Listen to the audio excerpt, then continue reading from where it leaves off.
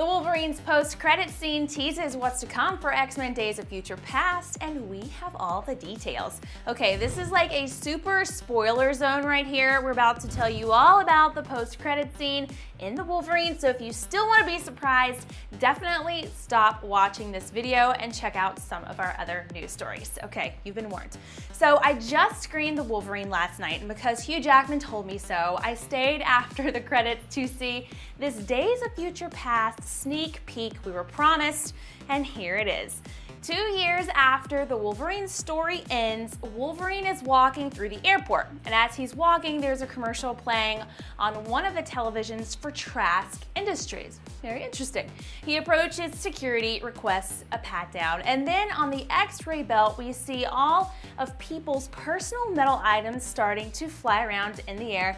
This is a bad sign. And then everyone around completely freezes. Wolverine turns around and finds Ian McKellen, aka Magneto, who is standing behind him. Wolverine then releases his claws and is on alert, and calmly Magneto says something like, "There are people out to destroy our kind, will you help me?" And Wolverine then says something like, "No, why should I trust you?" And Magneto looks past Wolverine and we see Patrick Stewart wheeling up as Professor Xavier, looking really happy to be there, by the way. Wolverine looks stunned and says something like, "How is this happening?" And Professor X says, "I told you, Wolverine, you're not the only one with gifts."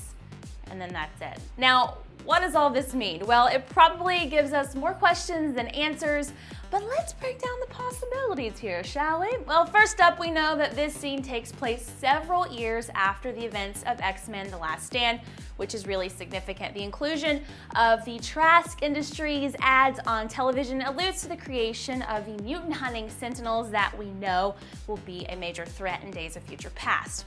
Now, we also learn that Magneto has fully regained his powers after being injected with the mutant cure, and he's working with none other than Charles Xavier. This is probably the biggest reveal in this scene because, as you remember, Xavier was disintegrated by Phoenix, so how did he come back? Well, it's unclear, but if you watch the post-credit scene from The Last Stand, Professor Xavier was able to transfer his mind into another body. Perhaps he was able to transfer his mind into his body in the past and stop Phoenix from destroying him. Do you follow me?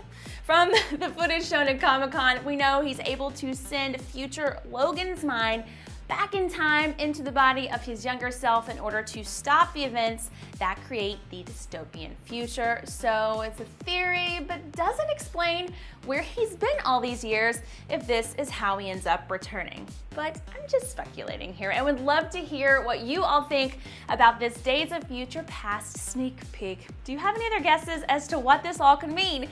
Chat with me about it in the comments, and be sure to subscribe to our channel, please, so that you don't miss our Clever Movies review of the Wolverine when it becomes live this week.